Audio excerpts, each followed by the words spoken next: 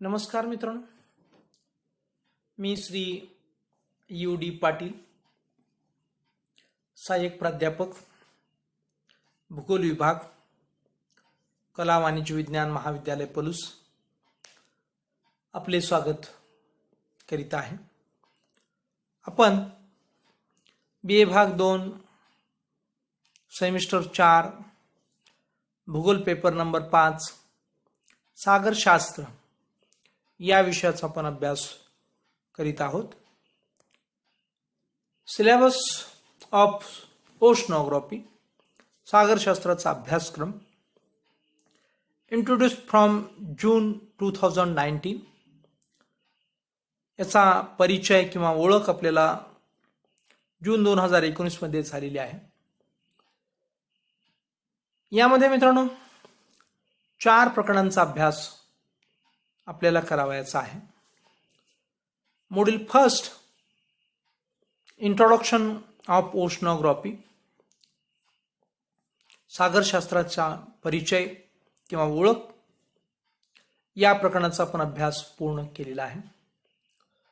Module second properties and dynamics of ocean, सागराचे गुणधर्म आणि गतिशीलता, याही चॅप्टरचा आपण अभ्यास पूर्ण केलेला आहे. मॉड्यूल थर्ड ॲप्लाइड ओशनोग्राफी, सागरशास्त्राची उपयोगिता, याही प्रकरणाचा आपण अभ्यास पूर्ण केलेला आहे. आणि पूर्ण करीत आहोत किंवा आपण या सागरशास्त्राची उपयोजिता किंवा उपयोजित सागरशास्त्र ॲप्लाइड ओशनोग्राफी या टॉपिकच्या आपण शेवटी पोचलो आहोत. शेवटच्या मुद्द्याला आपण आहोत. आणि मित्रांनो मॉड्यूल 4 प्रॅक्टिकल किंवा प्रात्यक्षिक भूगोल. तर मित्रांनो आपण सागराची उपयोजिता या चॅप्टरमध्ये आतापर्यंत ओशियन और मराइन डिपॉझिट्स म्हणजे सागरी निक्षेप, सोर्सेस आणि क्लासिफिकेशन, स्रोत आणि वर्गीकरण, ओशियन रिसोर्सेस म्हणजेच सागरी साधन संपत्ती, biotic, mineral and energy resources, जैविक सागरी साधन संपत्ती, खनिज सागरी साधन संपत्ती, ऊर्जा सागरी साधन संपत्ती, याचा अभ्यास या प्रकरणामध्ये आहे. आणि या 2 मुद्दे जे आहेत, ओशियन और मराइन डिपॉझिट सागरी निक्षेप अँड ओशियन रिसोर्सेस सागरी साधन संपत्ती, यांचा आपण अभ्यास पूर्ण केलेला आहे. तर मित्रांनो ओशियन पोल्युशनचा अभ्यास आपण सुरू केलेला आहे. याच्यामध्ये कारणांचा अभ्यास आपण पूर्ण करून कॉजेस म्हणजेच कारणांचा अभ्यास आपण पूर्ण केलाय आणि इफेक्ट्सचा जो अभ्यास आहे तो अभ्यास आपण सुरू केलेला आहे. आणि शेवटी त्याच्यावरची उपाययोजनाही आपण अभ्यासणार आहोत. मित्रांनो आतापर्यंत या प्रकरणामध्ये आपण सागरी निक्षेपांचे स्रोत, त्याच्यामध्ये भूजन्य स्रोत, जलीय स्रोत, जैविक स्रोत, ज्वालामुखी स्रोत, वैश्विक स्रोत, मानवी स्रोत, हे सागरी निक्षेपांचे प्रमुख स्रोतांचा अभ्यास आपण केला. त्यानंतर सागरी निक्षेपांचे जे काही वर्गीकरण आहे या वर्गीकरणाचा आपण अभ्यास केला. यामध्ये निक्षेप स्थानानुसार, निक्षेप पदार्थानुसार मध्ये पुन्हा 3 प्रकार आपण अभ्यासले: भूजन्य निक्षेप, सागरीजन्य निक्षेप आणि ज्वालामुखी निक्षेप. अशा प्रकारे मित्रांनो आपण या सागरी निक्षेपांचा अभ्यास केलेला आहे. आणि त्यानंतर आपण सागरी साधन संपत्ती म्हणजे काय, त्याचा वैशिष्ट्ये किंवा त्याचे महत्त्व किंवा त्याचे उपयोग आपण अभ्यासले. आणि सागरी साधन संपत्तीचं वर्गीकरणही आपण अभ्यासलं. याच्यामध्ये आपण 3 प्रमुख प्रकार केले: जैविक सागरी साधन संपत्ती, किंवा दुसरा प्रकार खनिज सागरी साधन संपत्ती, तिसरा प्रकार ऊर्जा साधन संपत्ती. पहिल्या प्रकारामध्ये जैविक सागर साधन संपत्तीमध्ये खाद्य आणि खाद्यामध्ये प्राणीजन्य खाद्य आणि वनस्पतीजन्य खाद्य आणि जैविकमध्ये अखाद्य अशा प्रकारचे जैविक सागरी साधन संपत्तीचे आपण वर्गीकरण पाहिले. तर खनिज सागरी संपत्तीमध्ये आपण पाण्यात विरघळलेली खनिज आणि संचयनात मिसळलेली किंवा स्थानानुसारची खनिज आणि स्वरूपानुसारची खनिज अशा प्रकारचे प्रकार आपण खनिजामध्ये पाहिले. तर ऊर्जा साधन संपत्तीमध्ये आपण पारंपरिक ऊर्जा साधन संपत्ती आणि अपारंपरिक ऊर्जा साधन संपत्ती असे वर्गीकरण करून आपण त्याचा अभ्यास मित्रांनो केला.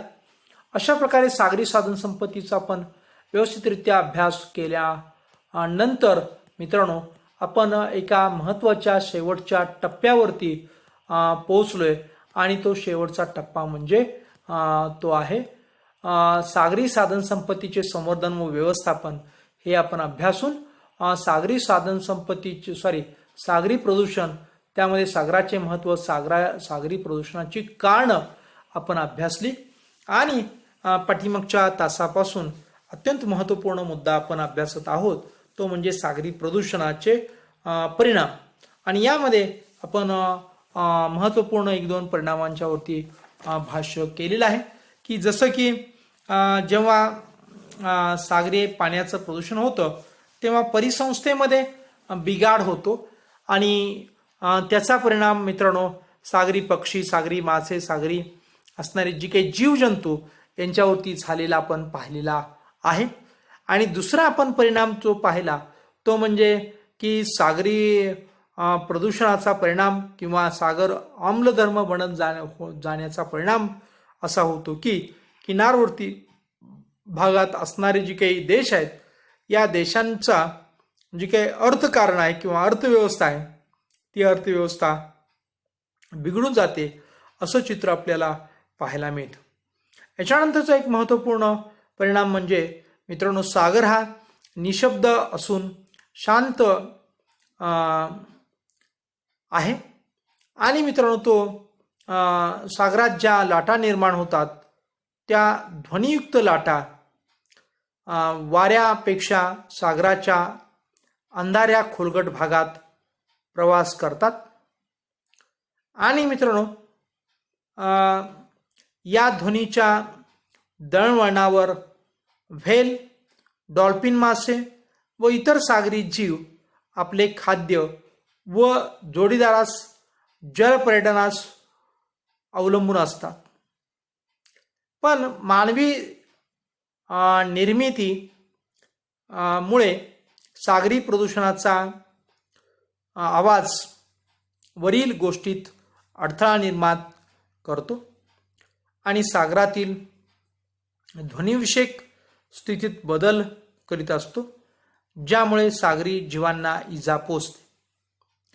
म्हणजेच मित्रांनो सागरामध्ये निर्माण होणारा जो काही नैसर्गिक ध्वनी आहे या ध्वनीच्या आधारे बऱ्याच माशांचं जी काही हालचाल अवलंबून असायची त्या हालचालीवरती आता खूप मोठ्या प्रमाणात परिणाम झालेला आहे असं आपण म्हणू शकतो. ॲडव्हर्स परिणाम झालेला आहे आणि या असणाऱ्या सागरी जीवांचं जे अस्तित्व आहे मग व्हेल असेल किंवा डॉल्फिन असेल किंवा इतर सागरी जीव असतील यांचं अस्तित्वच पणाला लागलेलं आहे असं म्हटलं तर चुकीचं होणार नाही.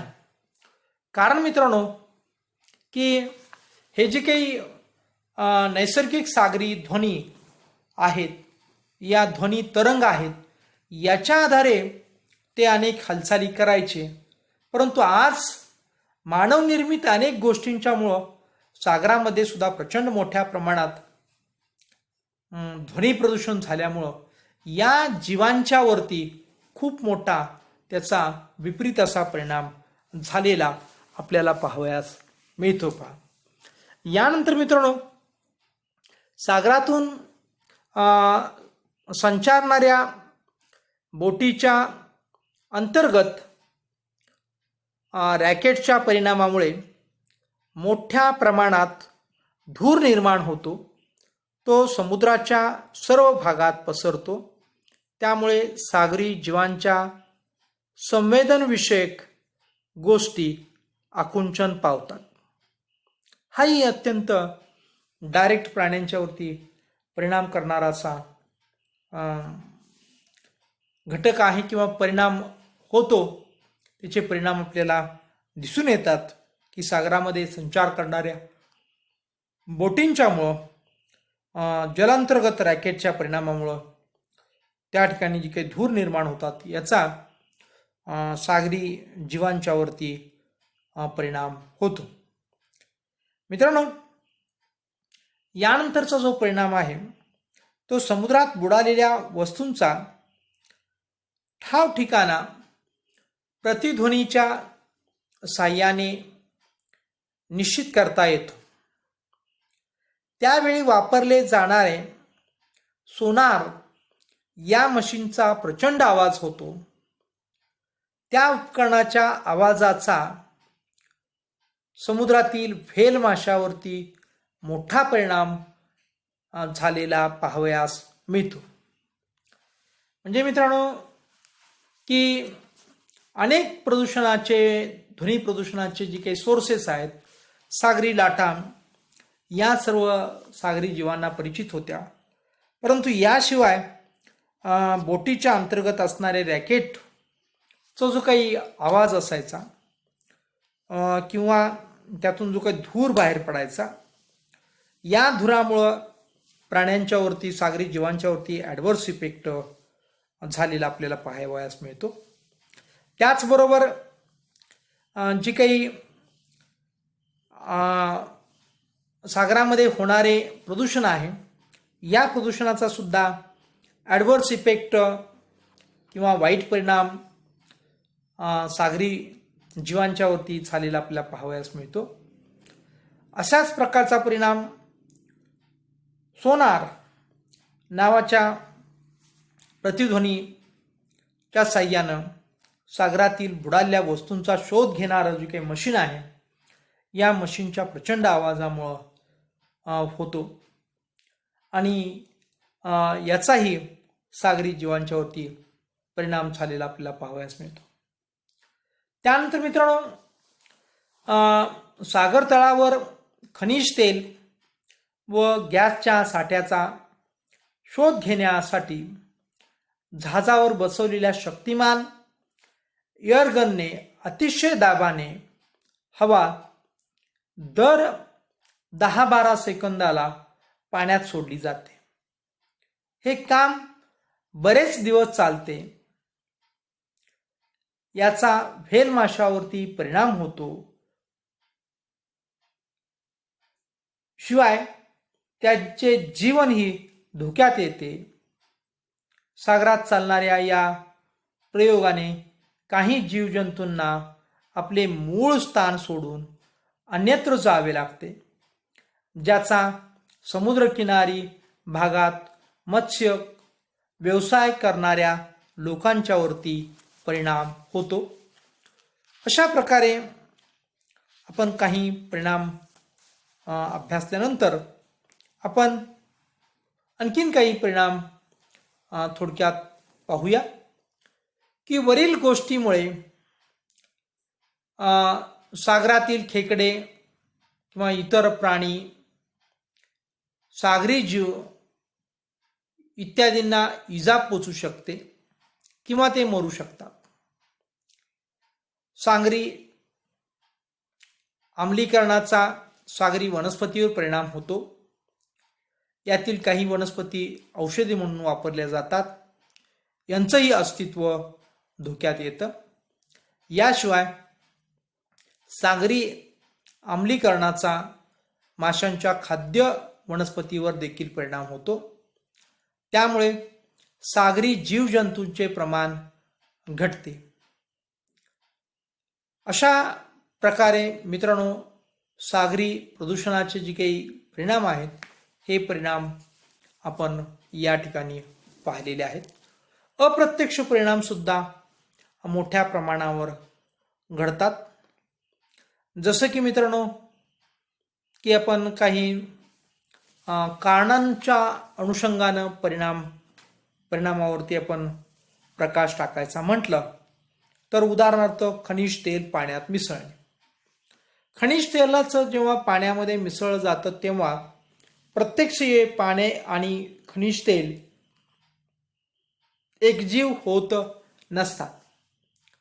तर काय होतं मित्रांनो, हे खनिज तेलाचे तवंग पाण्यावरती साचतात आणि त्यामुळं मित्रांनो सूर्यकिरणं जी पाण्यामध्ये जायची ती पाण्यापर्यंत पोचण्याचं प्रमाण त्यांचं घटतं आणि त्यामुळं मित्रांनो सौरशक्ती कमी पडल्यामुळं पाण वनस्पतींची वाढ चांगली होत नाही किंवा प्लॅन्क्टन नावाच्या वनस्पतीची वाढ चांगली होत नाही.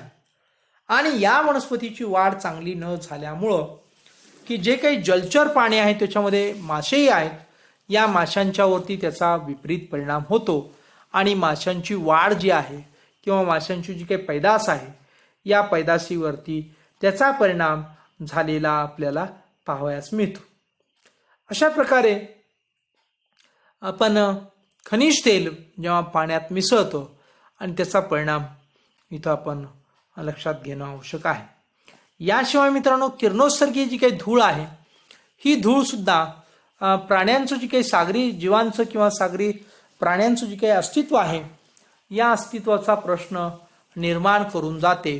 कारण जशी सागरी जीव आहेत आणि या जीवांना या प्रकारच्या असणाऱ्या प्रदूषणाला सामोरं जावं लागतं आणि त्याला किरणोत्सर्गी धूळ आपण म्हणतो आणि त्याचा परिणाम त्यांच्यावरती दीर्घकाळ होतो असं चित्र आपल्याला पाहावयास मिळतं. हा एक महत्त्वपूर्ण परिणाम या ठिकाणी आपल्याला सांगता येतो. याशिवाय आपल्याला सागरात असणारे जे काही घनपदार्थ आहेत या घनपदार्थांचा सुद्धा परिणाम जो आहे हा परिणाम विचित्र झालेला पाहावयास मिळतो किंवा भयानक झालेला पाहावयास मिळतो.